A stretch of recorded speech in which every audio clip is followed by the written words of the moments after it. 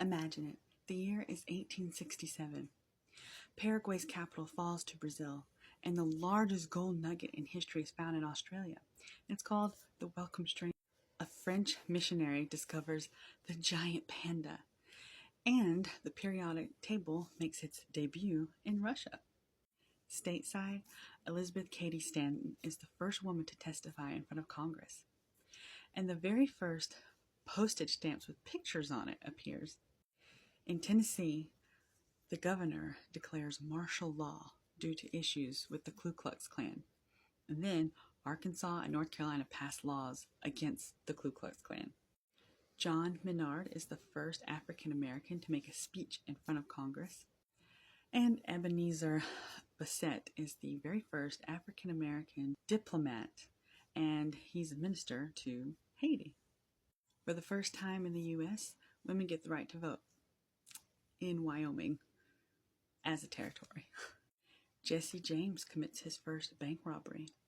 And in Boston, a hotel opens that's the very first of its kind, in the U.S. anyway, meaning it has indoor plumbing. And the charges against Jefferson Davis, shockingly, have been dropped. And then, here we are, finally, inaugurating our next president.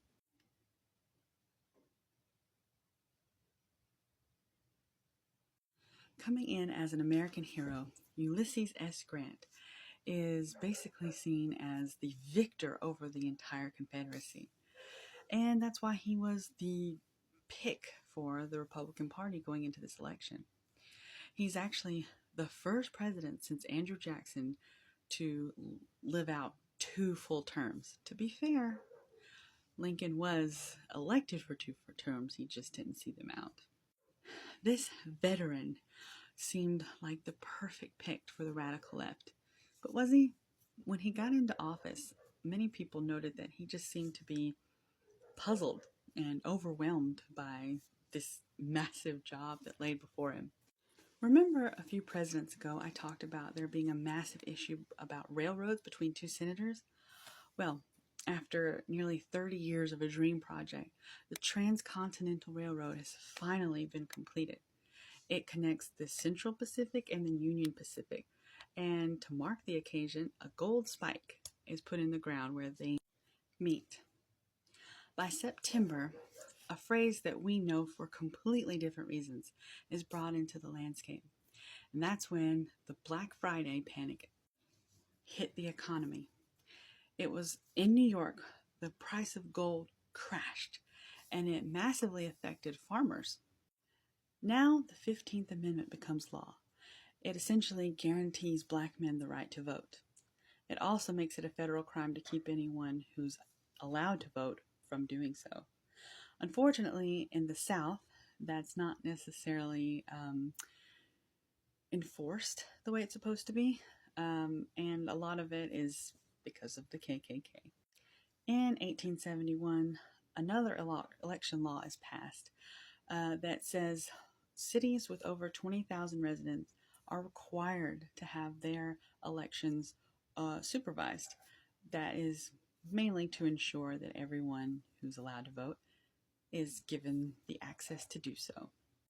At the same time, the Indian Appropriation Act was passed, and that ended tribal recognition. By spring of 71, Grant had had enough of the Ku Klux Klan, so he created laws to make it illegal to wear disguises or intimidate officials. Before Halloween of this year, there was a fire, the Great Fire of Chicago, and it almost burned the city completely into oblivion. On a positive note, as it's being rebuilt, it's using the most cutting-edge architectural technology in the world. 2 years later, the Panic of 1873 kicks in, and it sets off a 6-year depression when big, huge brokerage firms failed. It's mainly because railroads were expanding way too quickly and, overall inflation. There was a bill put together that would put $100 million into the economy to help stimulate it to hopefully get it out of that depression, but Grant vetoed it. To get around all the issues with the Ku Klux Klan, Louisiana came up with a white league, but Grant saw through it and sent 5,000 federal troops to squash it before it got started. In January of 75, Hawaii becomes a protectorate of the U.S. 2 months later, the Civil Rights Act of 1875 is passed. It gives all black people the ability to be in public places with no discrimination, and also includes them in jury duty. But a handful of years later, it's declared unconstitutional. A handful of months later, Grant's vice president dies suddenly. But before the year could close out entirely, the Secretary of War, William Belknap, is brought up on articles of impeachment, saying that he and his late wife were accepting bribes at an Indian trading post. He resigned by Christmas. By the following summer, the Battle of Little Bighorn takes place. And this could be a video all on its own. But General Custer marches in to attack the Sioux and doesn't make it out. And neither does any of his 265 cavalrymen. The sad thing is his wife, before the battle, the night before, she had a dream that he was going to die. And so she begged him not to attack. And, of course, he fluffed her off. But he didn't come back. And it was a big point of contention because Grant did not want him to do that. In fact, he calls the battle wholly unnecessary. He wanted to make peace between the sentiments of Americans and the Native Americans. But, Custer had his own thoughts.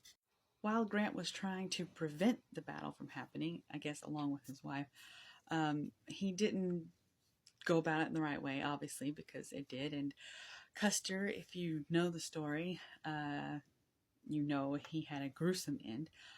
If you don't know the story and you like gruesome things, you may want to look into it.